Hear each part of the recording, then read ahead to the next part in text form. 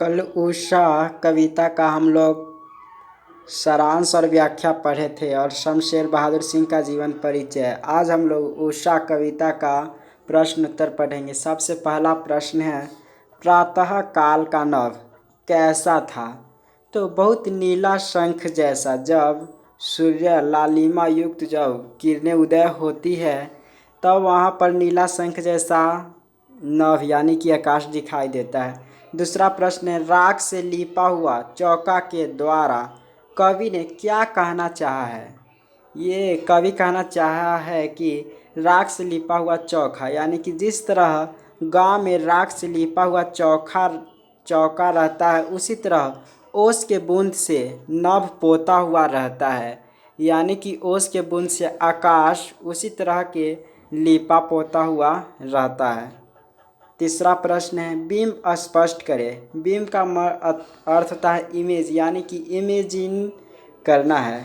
बहुत काली सील जरा से लाल केसर से जैसे धुल गई हो, यानी कि इसका बिंब स्पष्ट करना से अगर ये बात लिखा हुआ है तो हम लोग उसको किस तरह से देखेंगे, तो इसका इस तरह से देख सकते हैं कि आकाश यानी कि नभ उस तरह की धुल गई है जैसे बहुत काली पत्थर के टुकड़े को लाल केसर से धोई जाती है। प्रकाश आकाश को उस तरह से हम लोग देखेंगे, जब वह धुल जाती है तो वह लाल केसर से धोई जाती है। इस तरह का हम लोग का दृश्य दिखाई देता है आकाश। चौथा प्रश्न है, उषा का जादू कैसा है? तो उषा का जादू इस तरह से है कि सूर्योदय हो रहा है, सूर्योदय होने वाला ही बताता है उषा। सबसे पहले तो लालीपन आता है सूर्य में, तो वही उषा होता है। उसके बाद हम लोग जान जाते हैं कि सूर्य अब आने वाले हैं। पांचवा प्रश्न है, लाल केसर और लाल खरिया किसके लिए प्रयुक्त है? स्लेटी जैसे नभ के लिए। स्लेट को हम देखेंगे वे किस तरह का होता है, प्यारा। उसी तरह लाल केसर और लाल खरिया का प्रयोग आकाश के लिए किया गया हुआ है। छठा है, पहला व्याख्या करें। जादू टूटता है इस उषा का अब सूर्योदय हो रहा है। यह इसका उत्तर है। यह पंक्ति हिंदी पद्य खंड भाग 2 से लिया गया हुआ उषा से है।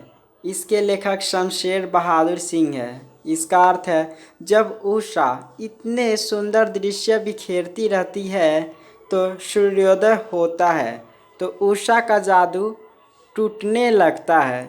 इस तरह से जब सूर्योदय होता है तो उषा समाप्त होने लगता है, फिर ये नया दिन आता है। सातवां प्रश्न है, इस कविता का बिंब योजना पर टिप्पणी लिखिए। टिप्पणी लिखना है यानी कि एक तरह से कमेंट करना है से इस कविता का हम लोग किस नज़र से देखेंगे। तो इस कविता का बिंब योजना यह है कि सुबह के प्रातःकालीन समय के दृश्यों के बारे में बताया हुआ है, जिसमें शंख से स्लेट जैसी सूर्योदय का वर्णन किया हुआ है और वह हम लोग प्रतिदिन देखते हैं इतना सुंदर नज़ारा। तो इस तरह से हम लोग बिंब की टिप्पणी लिख दिए। आठवां प्रश्न है, प्रात नभ की तुलना बहुत नीला शंख से क्यों की गई है? जो सुबह का आकाश होता है उसका नीला शंख हम लोग देखेंगे उससे तुलना क्यों की गई है। तो इसका उत्तर है, क्योंकि शंख जिस प्रकार वातावरण को शुद्ध रखता है और उसका रंग भी बिल्कुल प्रात नभ भी पवित्र फैलाता है और शंख जैसा रंग रहता है, यानी कि उषा बहुत ही पवित्रता फैलाता है। जिस तरह से शंख जब बजता है तो उसका पवित्रता होती है और उसका रंग भी लगभग मिलता जुलता रहता है आकाश से शंख का। और नौवां प्रश्न है, नील जल में किसकी ओर देह हिल रही है? तो नील जल में यानी कि आकाश का सूर्य का देह हिल रहा है। उसके बाद अंतिम प्रश्न है, कविता में आरंभ से लेकर अंत तक की बिंब योजना में गति का चित्रण कैसे हो सका है, स्पष्ट कीजिए। यानी कविता में आरंभ से लेकर अंत तक क्या क्या हुआ है उसी का वर्णन करना है। तो कविता के आरंभ में उषा नीला शंख जैसा रंग बिखेरती है, जैसे कोई राख से लिपा हुआ चौका हो।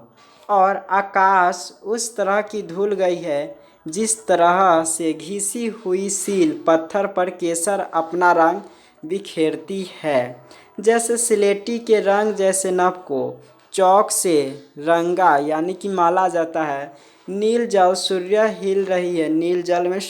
हिल रही है और जब सूर्योदय होता है तो उषा का जादू टूट जाता है और दूसरा दृश्य दिखाई देता है, अर्थात सूर्य पूरी तरह से उग जाता है।